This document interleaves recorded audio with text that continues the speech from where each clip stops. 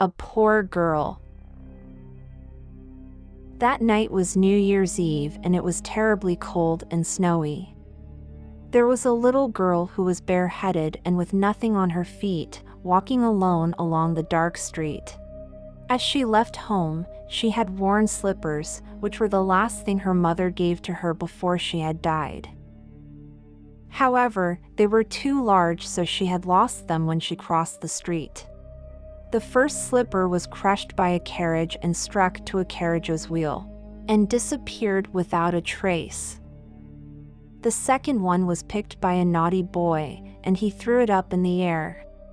He laughed and said he would keep it to make a bed for his puppy. And so, she had to walk barefoot. Her feet turned red first and then blue because of the coldness. Her old apron was full of patches, and her right hand still held a bundle of them. She tried to reach a crowded place, but no one noticed her and bought anything from her.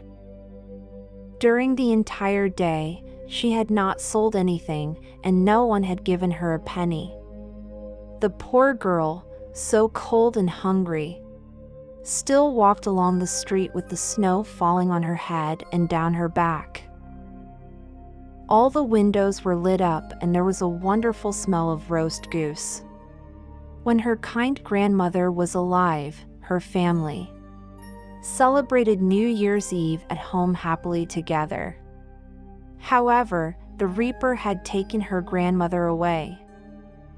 Her family had run out of money, so she had been forced to leave her lovely house, which was decorated with beautiful climbing ivy. She now lived in a dark slum and had to listen to her father scolding her every day. It was so cold, so she sat down in a corner. She drew her little feet up close to her, but it became colder and colder, and her little hands were almost numb. She could not go home as she had not sold any matches or received any money. Her dad would have beaten her. "Oh, it's so cold! Should I burn a single match to get warmer?" she was wondering. And she dared to take one from the bundle of matches. And then she burned it. What a wonderful light it was, she thought. She was sitting before a large fireplace, and the flame was dancing and warmed her delightfully. The little girl stretched out her feet, warmed them, but the flame went out. And then the fireplace disappeared too. The poor girl held the remains of the burnt-out match and felt very sad. Without thinking, she struck a second match. This time, the wall turned into a veil and she could see into the room. There was a table in the middle, which was full of delicious foods. The most wonderful thing was the roast goose, and it appeared to jump right out of its dish and came up to her with a knife and a fork in its back. And then, the match went out. In front of her was now a cold and thick wall. On the street, there were some people passing by, but they didn't notice her at all. She struck the third match. Suddenly, a large Christmas tree appeared.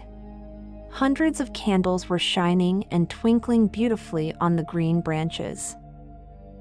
The little girl reached both her hands towards them, but all the candles flew up and into stars in the sky.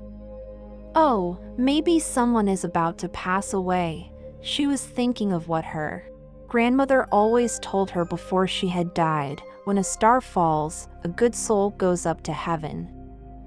She rubbed another match against the wall. The yellow light shone around, and she could clearly see her grandmother smiling at her. "Grandma, take me with you. I know you will go away when the match burns out, like the tasty roast goose and the large Christmas tree. But, please, don't leave me. We used to be happy, and you told me that if I was a good girl, I could meet you in heaven one day. I beg you. Please tell God that I want to follow you," she cried. When the match burnt out, the shining mirage vanished in front of her face. And so, one by one, she struck the whole bundle of matches. She wanted to keep her grandmother near her. The matches gave such a brilliant light that it was brighter than at midday. She had never seen how beautiful and tall her grandmother was. It was an amazing moment as her grandmother took hold of her hands and took her flying higher and higher. Neither hungriness, coldness, nor sadness could threaten them now since they were with God. The next morning, snow still covered the street, but as the sun rose, it was much warmer. Children were excited when their parents let them go out to play. In the corner, leaning against the wall, sat the little girl with red cheeks and a smiling mouth. Next to her, there was a bundle of matches, which had all been burnt. She had frozen to death on New Year's Eve. Maybe she was trying to warm herself. But no one knew the last magical thing she saw last night.